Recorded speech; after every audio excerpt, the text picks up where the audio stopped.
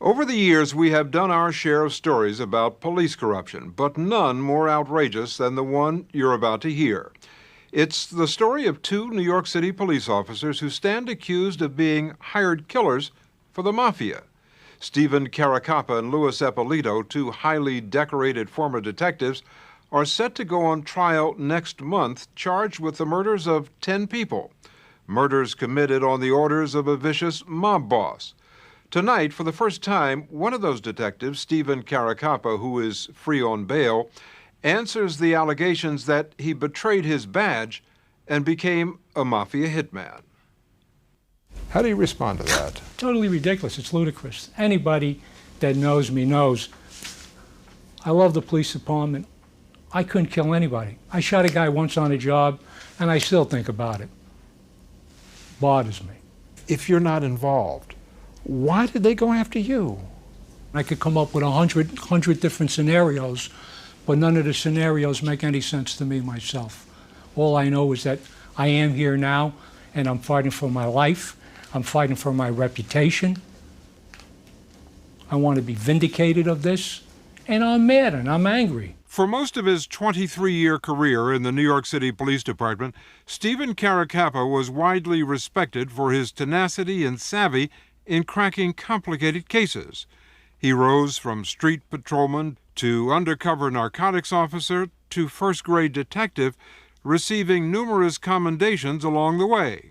He helped create the prestigious Organized Crime Homicide Unit. His mission was to investigate the Lucchese crime family, but instead, prosecutors say that in 1985, Caracappa and his former partner Louis Eppolito actually joined the family and began working for its brutal boss, Anthony Gaspipe Casso.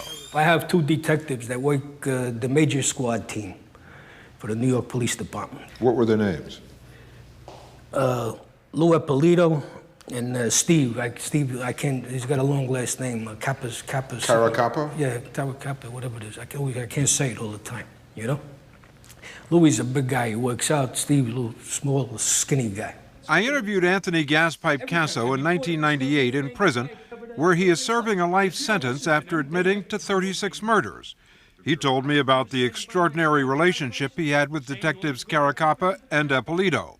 He also told his story to federal prosecutors, spelling out how, for a hefty salary, Caracappa and Eppolito would walk right up to Casso's enemies, trick them into believing they were under arrest, and then deliver them to Casso to be executed. That's exactly what Casso told us the detectives did to a young hood named Jimmy Heidel. They put him in the car. The kid thought they were taking him to the station house, but they took him to a garage. When they got him to the garage, they laid him on the floor, they tied his feet, his hands, cuffs, put him in the trunk of the car. After that, I killed the kid.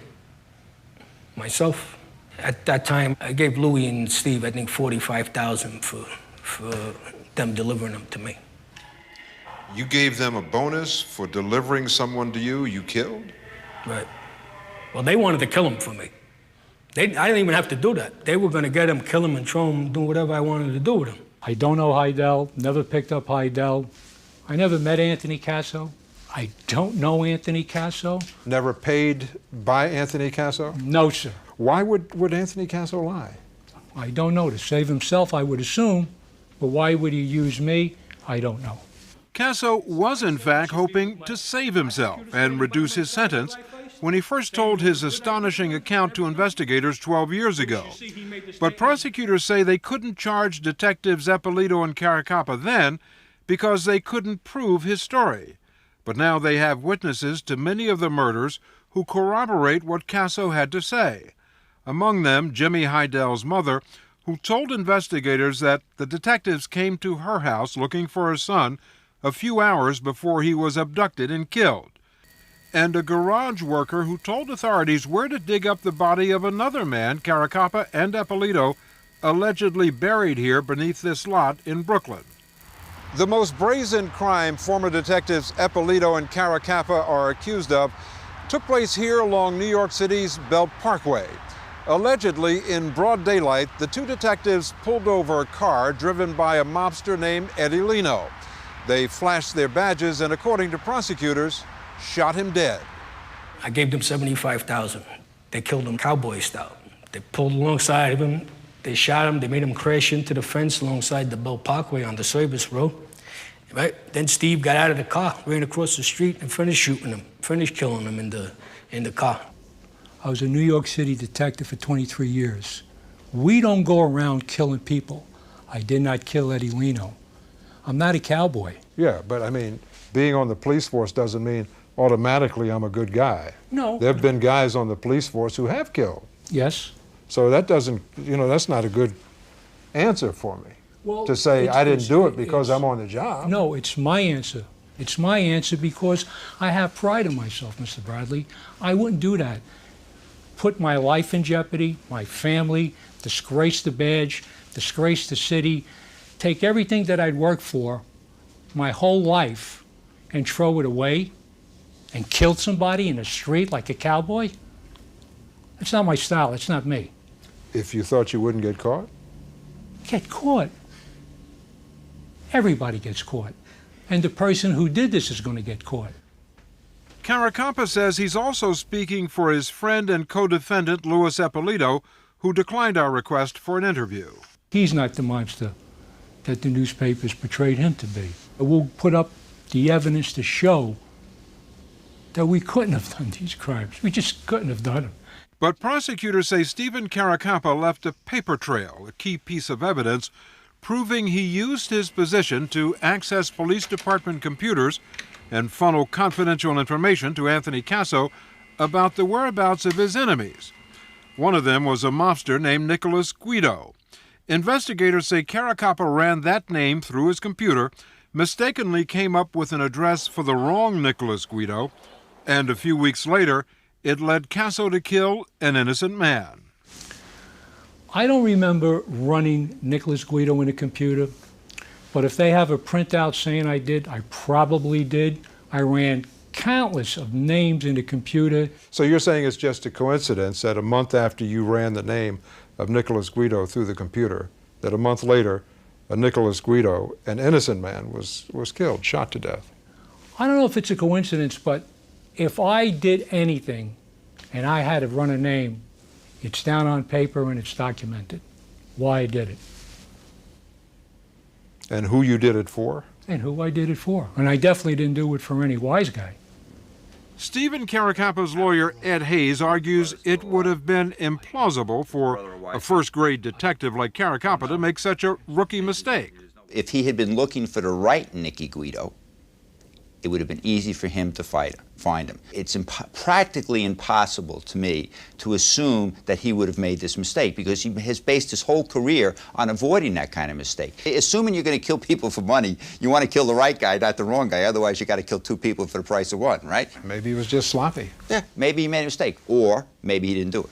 But in our system, you don't convict somebody on a maybe. While that may be, prosecutors have also obtained information from a former top associate of Anthony Gaspipe Casso named Burton Kaplan, a convicted narcotics trafficker who claims he personally paid detectives Caracappa and Eppolito when they committed murders for Gaspipe Casso.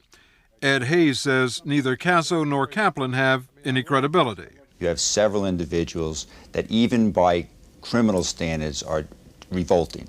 And I think that they saw this as an opportunity to make a plan where they could get special treatment and get out of jail. And in fact, Burt Kaplan, who's a major drug dealer, a super large money launderer, has gotten out of jail because of making these accusations. So you think you're being framed? Mr. Bradley, I don't think it. I know it. And Stephen Caracappa says he has a good idea why he was implicated in the first place. His relationship with Louis Eppolito, who came from a family of mobsters and wrote a book about it. Mafia Cop, the story of an honest cop whose family was the mob. In the book, Eppolito brags about socializing with mobsters and torturing suspects when he was on the job. Do you ever worry that somebody on the jury might know of that book and say, well, if he did those things, it might not be that much of a leap to kill somebody for the mafia, and that you get lumped into that, guilt by association? It could be, but if you knew Louis Eppolito and you spoke to Louis Eppolito and you spent any time with him, you would see he couldn't do that. The guy is gentle. But there's a separate case that paints a dark picture of Louis Eppolito involving this man, Barry Gibbs, who spent 19 years in prison for a murder prosecutors now say he didn't commit. He was freed 4 months ago after a judge ruled that Detective Eppolito, who investigated the crime, intimidated the only eyewitness in the case into falsely testifying against Gibbs. He's a corrupt cop and he's no good. And that's the end of it. He ruined my life. He could have done that to anybody. It just so happened it was me. He could have done it to you. He could have done it to anybody sitting here. I'm jogging on this path right here. That eyewitness who testified against Gibbs was a former Marine, Peter Mitchell. In 1986, Mitchell saw a man dumping a woman's body along this road in Brooklyn. He gave a description of the suspect to Eppolito, who was on the scene investigating the murder.